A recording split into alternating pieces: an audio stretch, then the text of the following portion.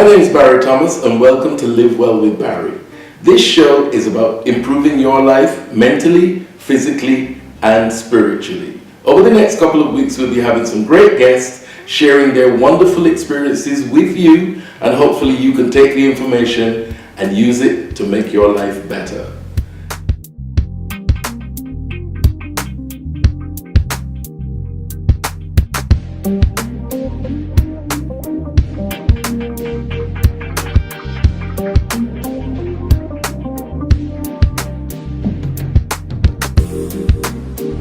Welcome, Kwame. Thank you. I've heard a lot about you. Oh, you have? Nice to finally meet you. Yeah, same here. I've got a whole list of things written over there because as I don't have an auto cue, Yes. I don't want to miss out anything because you've got so many acquisitions to your name. I don't want to leave anything out. Oh, wow. Okay. And you clean me on camera. Please come in. Take a seat. Thank you. Thank you. Well, here's good? Yes, wherever you're comfortable. Wherever you're comfortable. Beautiful. Yes, you can stay and face me. Yeah, well, that's good. That's So- good. That's comfortable. Tell me about yourself because I have a list of things here that say Kwame McPherson, Yeah. award-winning author, Yes. prolific writer, Yes. entrepreneur, which is a word I've never heard of before, Don't worry. publisher, poet, mentor, Yeah. and orator.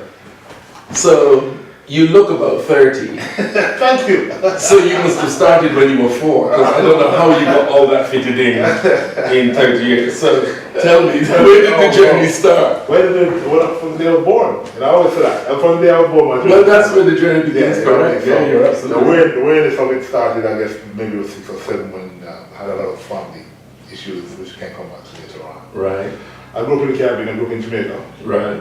I can definitely hear the accent. Nice. And the writing journey began then. Because So when did you come to England? I was born here from England. You were born here, and then right. I went back. Okay. My father Right, went right. back. Yes. And I spent all of my formative life there. Right. So I went to primary school. So the writing began in Jamaica. at what age, you said? At primary school age, about 7. Yeah, that's when it actually began. Right. Because that you're always encouraged to write from a very young age. That's right. The West Indian education is very high, it's a very high standard, for Exactly. sure. So it started from then, being in primary school and getting to write. Well, you just do it because it's just a part of who you are. Because you're growing up, you're being taught to write Correct. essays, compositions, and all these kind of things that we used to call it back in the day. And they're very much into the grammar. Yes. Very much into Yeah, oh yeah. so And precision storytelling. with their grammar. And storytelling. So Yes. those things was within me from that age, Right. So so it's, going to high school, I wasn't as good as my brother. My brother was better than me as a writer in high school. Oh, we don't want to talk about your brother. I I want to talk about you. I didn't start writing because I didn't think he was like an award-winning one in high school. I didn't become an award-winner until I left high school. I was now a young adult, Right. or an adult. So in high school I didn't take So let's go through. Which were you first? You started writing first, Yes, which is the author thing. that's it is. All right, I would say. But then you became an award-winning author with what? What was that? Oh wow. So after coming back here, I think about 85, came back here 85. Okay. I was employed in the civil service, Right. and in the civil service, I don't know, it just came, some poetry stuff coming up, and they had a newspaper, civil service paper, so I wrote poems for the paper. Right. Submitted a couple of poems, and so this is good. When you do a personalized poem for someone, they want to give a card to. Okay. So that's what transpired. So I started writing a lot of poetry, personalized poetry. Right. For someone who can give me aspects of a character or somebody who they like, what they don't like, what they look like, and all that kind of stuff. Yeah. And I created a personalized poem. And then it just rolled up from there. And then there was a Caribbean, African Caribbean, I think it was, group called ISA back in the day, back in the 90s. Oh yes, that name is familiar. Yeah. Yes. So ISA was the first one that I actually submitted poetry to, and I won. Right. I got one runners-up for a poem called Black Angel. Right. And then when I saw it, I said, I'm good at this thing. I'm going to just continue. I submitted, so I saw, and then it went into stories, and I submitted. The Heinemann had a black series, a romantic black series back in the day too. Right. And I submitted for a Heinemann, and I got runners up for that. won a T-shirt and recognition for a synopsis of a story. Okay. And yeah, so the awards, so it's like you have milestones. So those milestones basically said, you know, this is what you're good at, so I'll just keep doing it. So then we went on for the award winning to authorpreneur. Now this is a word that I have to say is completely new to me. I've never heard it before. So I'm hoping our dear friend Kwame McPherson can explain this, or if it's a word that he's created. Well, it's a word that has come up because after I won awards, because I had moved my way to Canada, right, and I won a couple of awards there for writing. Then I started to see that there was potential in terms of doing it. I'm an entrepreneur at my heart. Right. I always want to be doing something. Something, a project, creating something. Making money, whatever it is, buying, investing in property, whatever it is. So I'm an entrepreneur at heart, but writing is my first love. Right. So I remember reading some, because I submit to a lot of stuff online, and I saw the name entrepreneur. I said, wow, that is exactly who I am. So I started. I was quite happy to let you take credit for creating that word. I would have loved to, but then I would be true. You can't do that. Yeah, it would be true. So I saw it and I said, that's exactly who I am. So what was now transpired is that I've now created writing as a business. Right. So I do growth writing, I write articles, I write blogs, I enable others to write their own story through their own journey. And the blog thing has really taken off, hasn't it? A lot of people are with the blogs, and apparently you can make money from it as well. Yes, you can. Yes, you can. So we'll have to have a private conversation about that off camera. Off camera. So I know it's transpired because writing is my first. It's more than just writing; it's what enabling people to tell the story. Right. That's what I do. I'm an enabler. An enabler. Yes. That's what I do. Which we'll get to later on. Okay. But now the next thing is the publishing. Yeah. Publishing. Well, like I said, being an enabler, I started to learn because I just when I look back at when I started publishing for myself, right. I was one of the first to do it. I did it back in 2006. So that's the self-publishing thing. You write something and you publish it yourself. You finance it. Exactly. Sponsors or whatever. Exactly. That's the whole idea. And it's a process within itself. Right. I was one of the first to do it back in 2006 because I had learned in North America that it was starting to become cutting edge. It hadn't reached it yet. Right. So I did my first poetry book called Our Eternal Legacy, and that became my first book. And I said, so now, funny enough, it's because I kept publishing for myself. You know what I mean? I've had short story books. I had University of West Indies endorsed, bought some of my books and that kind of stuff. So and then I said, okay. And then I started having people coming to me and said, what's the process? I put on workshops and teach them how to write as well as what the process in terms of stuff. And so now become an enabler as well as a publisher, helping other people to get the story out. Enabler, publisher, mentor. Now this is the thing that is always great. That's definitely giving back to the community. Yes, it is. You know, who were you mentoring? I mentored young people. I've done a lot of workshops like age group, any particular age group? From young to young adults, so it's been various. And I've had particular experiences about that because their stories are very powerful within themselves. Yeah. And I could go into so many examples, but I'm currently now realizing that a lot of adults need it as well. Yeah, you know. So I've been a part of a number of workshops where we use writing as a healing mechanism. So it's using writing as therapy in terms of getting express it, get it out. You probably can't necessarily say it, but you can want to get it out. Write it. So using that then helps people to heal. Yeah. You know, so a couple of workshops that I've participated in, facilitated with, co-facilitated, has enabled that to help people to heal. So and again, what you find is that not only do they heal, but they want to do something more. So they want to start their own business, or they want to pursue a passion, whatever it is, and that's where the mentoring comes in, and that's where the key. Yeah. So I mentor across various age ranges, and it has been fulfilling and empowering to see people grow. You know what I mean? Over a short period of time. Absolutely. Because whatever you say that can make a positive difference to somebody's life is worthwhile, even if it's just one person's life you change for the better. Exactly, and like I said, I've had so many enriching experiences where you see someone has, you've helped someone on their journey and they're helping someone else, and that's what it's all about, you know. Right. Yeah, So the final one is the orator. Where do you do that? Where have you been doing that? Oh, I've been doing that. Oh wow, I've been giving a number of speaking gigs. It's mainly around writing, and like I said, I plan on big seminars around writing too. And is the oration different topics, or is it always along the same lines? It can be different topics because I have vast experience. For example, I'm a qualified football referee, so that's on top of everything else that I do. I use those past experiences to tell a lesson on the subject matter. Right. So it can be various subjects, but writing is at the heart. Writing is, like I said, writing is everything. Like I said, if you look at the Bible, a lot is in language. Yeah, exactly. It is, writing is everything. It is. It really is. The first verse in the Bible is that in the beginning was the Word. You know what I mean? So for me, that's what it means. In the beginning was the Word, and the Word was the Creator. So and that's basically what it is. So writing is at the basis of everything, whether it's music, poetry, story, whatever it is. So anytime I do give us a talk or whatever, it does use that as a basis, but then it can always have different strands. So to close, the enabler, what advice do you give to say to people, you can do this, you have to be strong enough, get out there and do it? Where do you start? Where do I start? I start at letting them understand who they are. So that means getting rid of all the stuff. Yeah. You know? And I could just give a short piece. I remember going back to Ghana, first time I got. Okay. And it was that at that part when I went back to Cape Coast, went back to the enslavement fort, the one that I went to.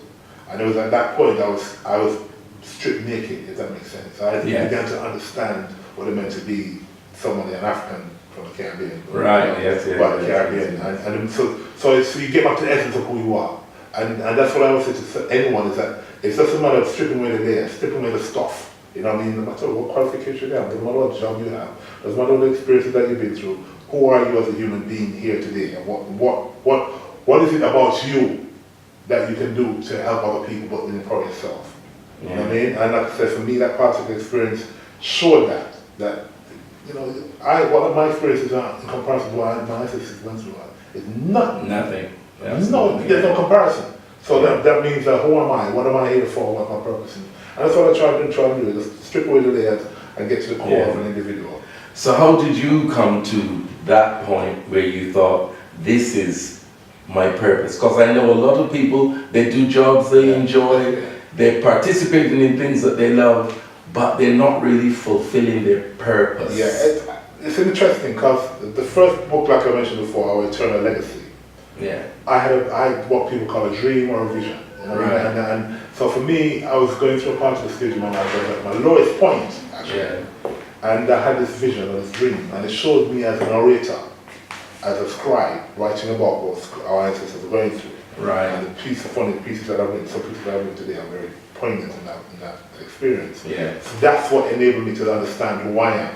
You know, it could have been anything else. It could have been I could have stand up. Because I think that's part of the key as well. You have to have an understanding of yourself before you can convey anything to anybody. Exactly. And for me, that was the anchor. When I saw that as like we're here today, I said, this is what I'm supposed to do. This is what I'm supposed to be doing.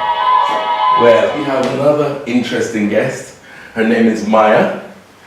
Hello, Maya. Hi there. Nice to meet you. You too. Come in, make yourself comfortable on the couch next to Kwame.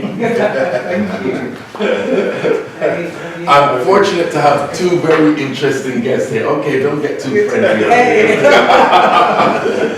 Two interesting guests here. Maya, tell us your story. Oh, there are so many, but I know, you've been filling me in before that we broke into a conversation that was like 45 minutes long, and yes, our cameraman was saying, you cannot talk that long on camera, so cut it short. So, all right. So yes, I'm here in regards to my present station, I suppose. correct. The vegan restaurant. Absolutely, being in my community, creating food for the mind, body, spirit, and soul. My present location is Love With Vegan, and yeah, I'm here to talk on that journey. So how long have you been vegan? Have you always been vegan, vegetarian, or is it a transition you made later in life? Right. When I tell my story, I bring the clarity of where I was brought up and how I was brought up. Right. I'm from Grenada, and I Okay. grew up on a farm. And we at the time I lived with my grandmother. My mother was over in England, and the way that we ate the things that we grew on the farm. You know, those are the days when You know what I things mean? were really organic. Yeah. The word is thrown around flippantly now, Yes. but really and truly, that is when things were organic. Naturally so. So my early days were that of eating things grown in the soil. Right. And occasionally we ate fish, occasionally we had meat, and only at the time on celebrations where an animal was killed, Yes. and that's when meat was eaten. So Right. in retrospect, vegetarianism was my early days of upbringing. The aspect of not putting meat to my lips is around 17 years ago, Right. where I used to eat fish. Right. I liked eating fish because I was told that you had to get your protein from somewhere like that. So yeah, but it's over 17 years being a vegan in that aspect. You decided not to eat anything with a face. Well, the thing is, I didn't like it, Yeah. but I was told that I had to. When I came to London, my mother said, we had to eat these things. So I ate it because I was told. But when I had the opportunity to stop doing the things that I didn't want to do, then I took the opportunity. So it really wasn't a difficult transition for you to become vegan, Not at all. because for a lot of people, their transition in life is in later life becoming a vegan because they then realize how unhealthy eating meat is. Yeah. Um, And I think and they find it very difficult because whenever meals are served, it's almost tradition that 60% of the plate is meat, and the rest you just put on to fill up the space. Yeah. To make it look pretty. But when you're a vegetarian or a vegan, more so vegan, you don't have that option. So a lot of people find it difficult to make that transition. Yes, hence having created the workshops that I do, the restaurant space and so on, because for me, as I say, it wasn't a problem. It was great to know that I don't have to get my protein and minerals from animal. It was, wow, I don't have to do this. This is what my grandma taught me. You know what I mean? So I can go back to that. And the reason that I open up space in the public is to create an avenue for people to come in and realize that you don't have to eat meat to stay alive, as you've been told. It's a lie.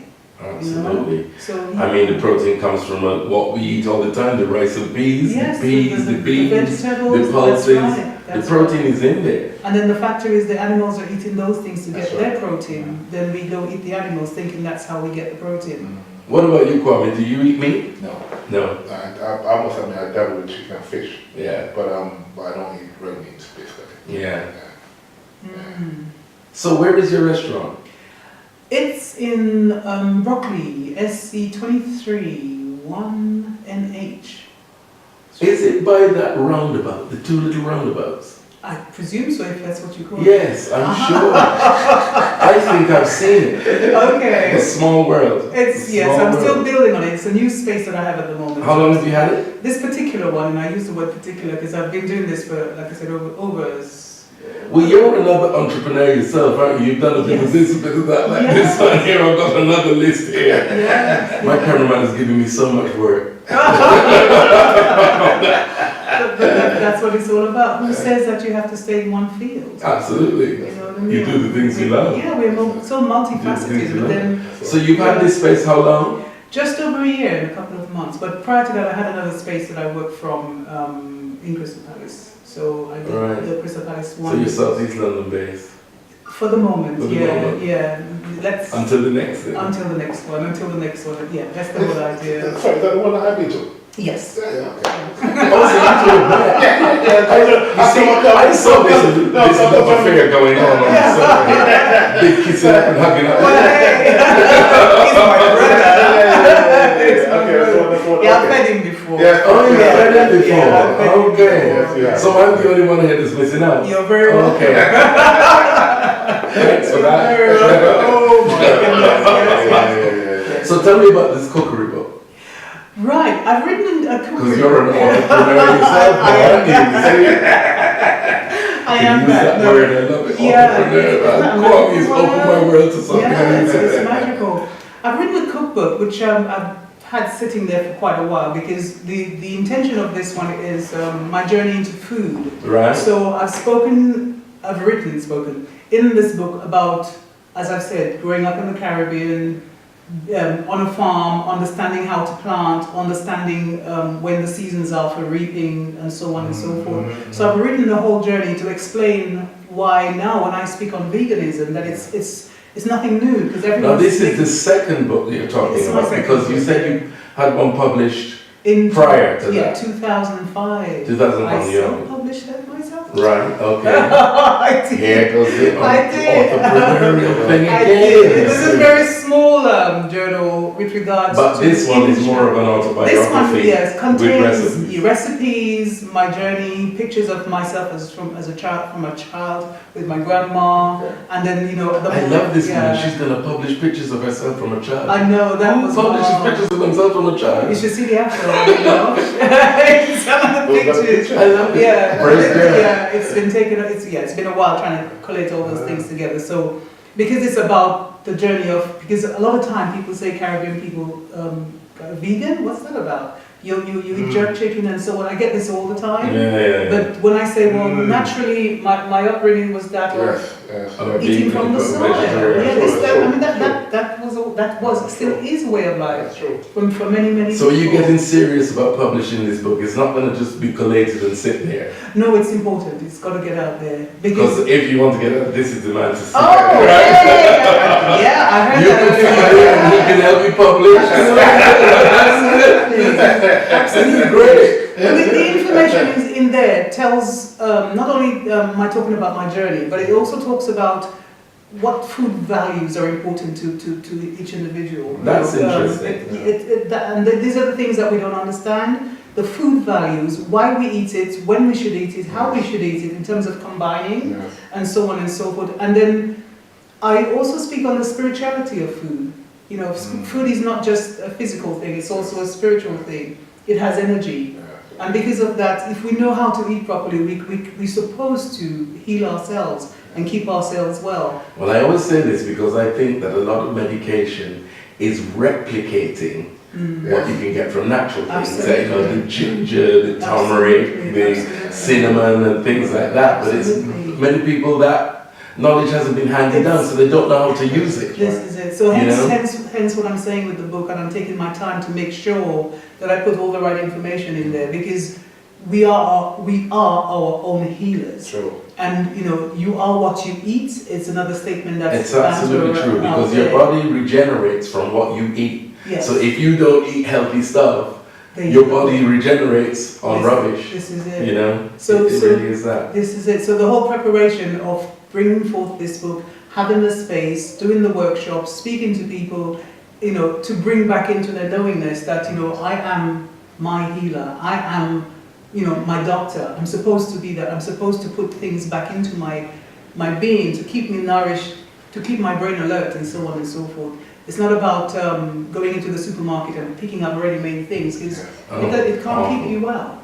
That's the sad thing. I mean, the information is being given to the people, but they're ignoring it. They're still eating the fast food, pre-made, because everyone's so busy. That's the no thing. one's got time to cook. That's the thing. And that's the you can't blame a person at times, because the way we are, especially in this lifestyle that we have now, we are always on a rush to make ends meet.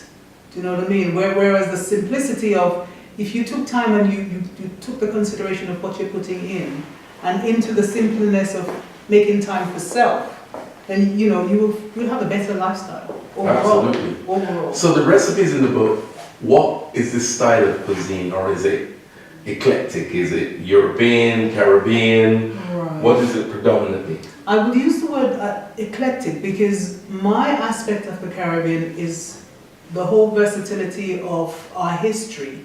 Yeah. I use the positive side of that to say that in the Caribbean we had Asia, we had Africans, we had all cultures at some point, Mediterranean. So all the cultures have left something behind. And from the Caribbean perspective, we've married everything together. That's a marinade, huh? Absolutely. We've marinated everything together. So when I cook with those aspects of the herbs and the spices, and I create my own individual style of cooking, so that whoever comes through my door in regards to the restaurant or wherever I'm providing food will be comfortable and taste something of their culture.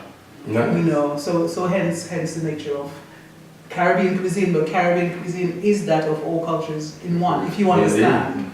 And as you were saying, back to the healing thing, I mean, the things that we have in our Caribbean diet that we've been eating forever, that, as I was saying to Trevor before, you know, you used to cry because you didn't want any more. I was sick of it, you know, now you look at it on the internet, that's what they're calling superfood. They're telling you about, you know, soursop being cancer killers, the properties in okras and breadfruit and things like that, you know, and those are the things that you realize that's why you are the way you are now, sturdy, because you were eating that in your formative years all the way up. Absolutely. And those were the building blocks, because from the soil there's information in the food that goes into your system that helps you to stay connected with nature overall. But like I say, if things are cooked, placed in the supermarket and so on and so forth for however long, there's no energy to communicate. There's nothing there.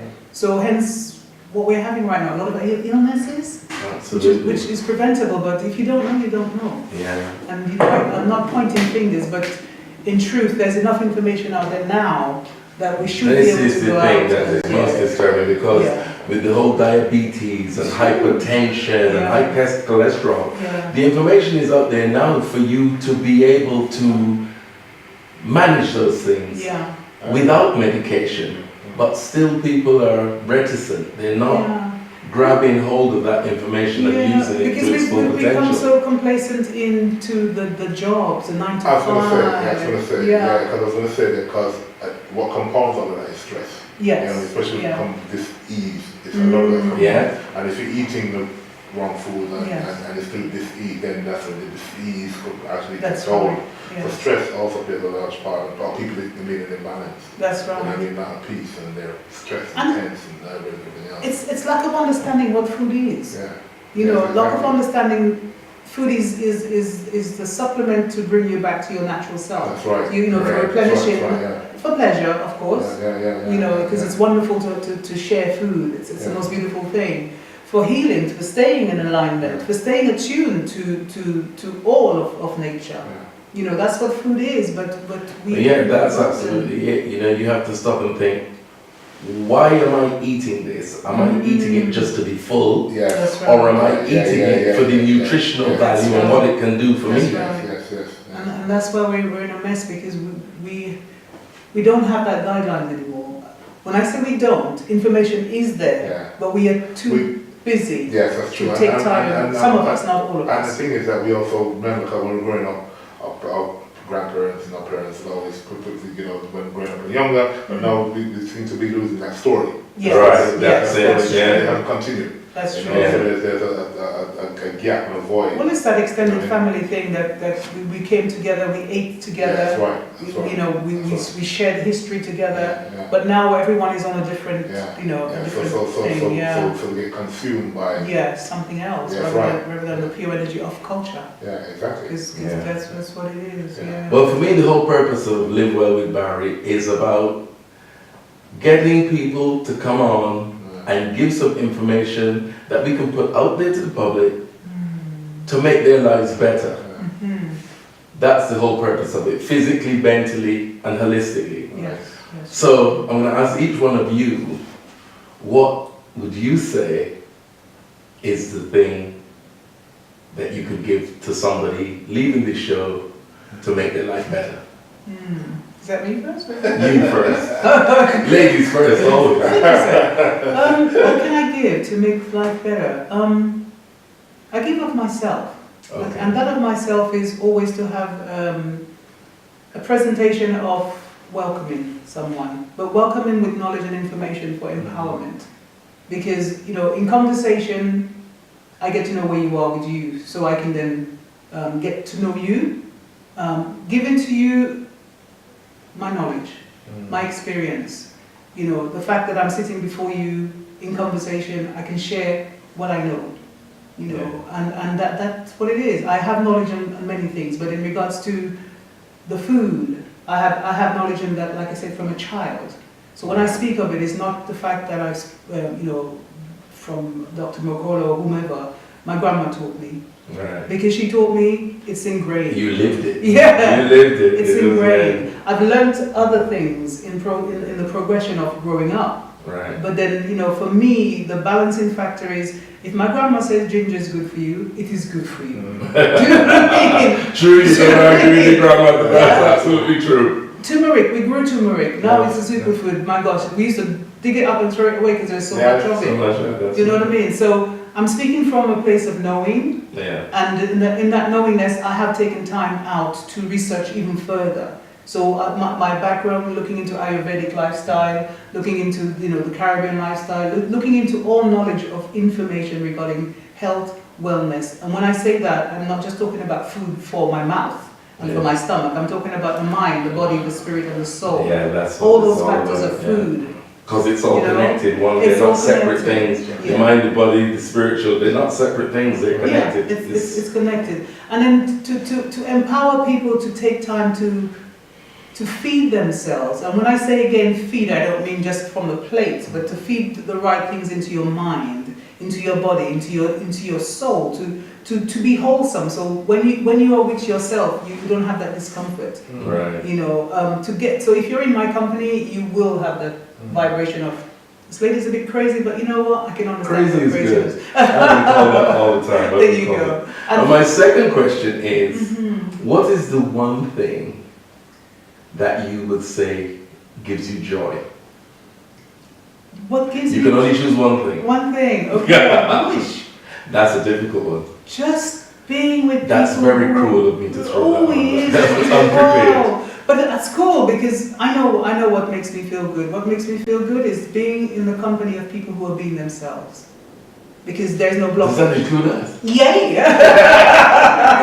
It's really in here, you know what I mean? Otherwise, yeah. Just being yourself, because when you are yourself, there is an energy around you that makes me feel comfortable.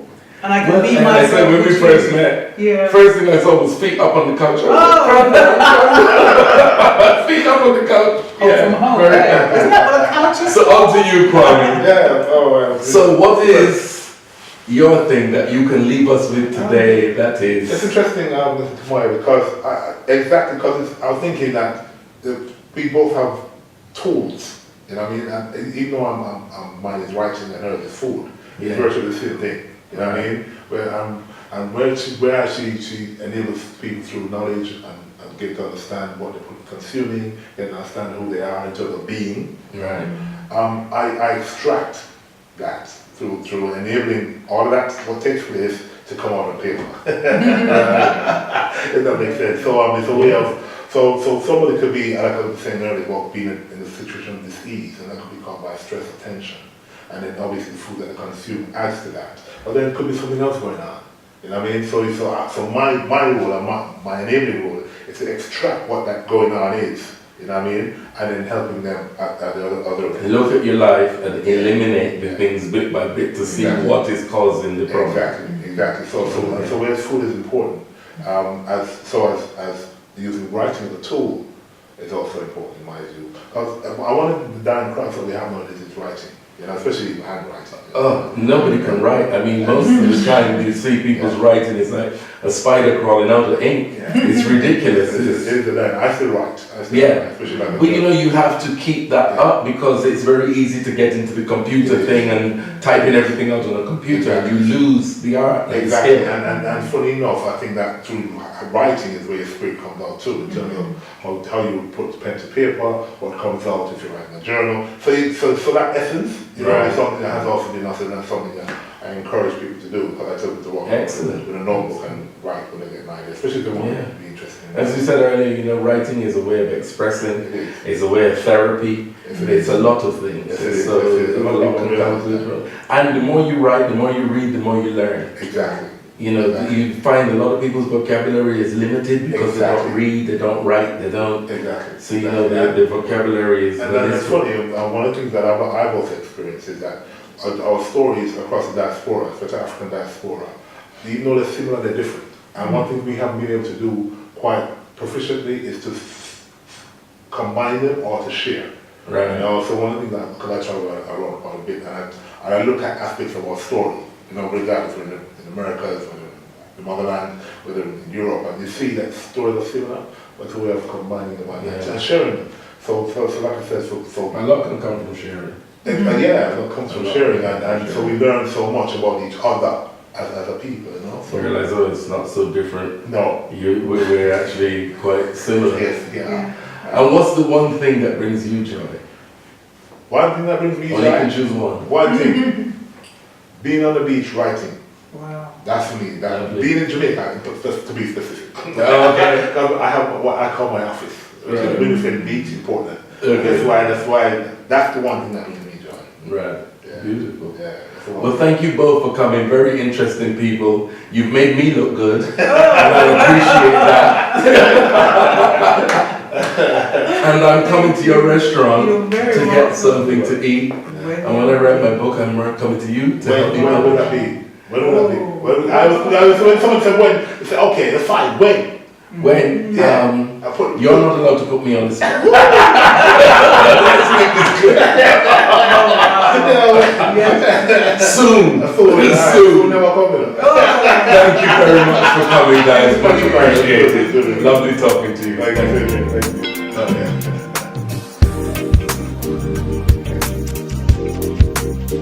you.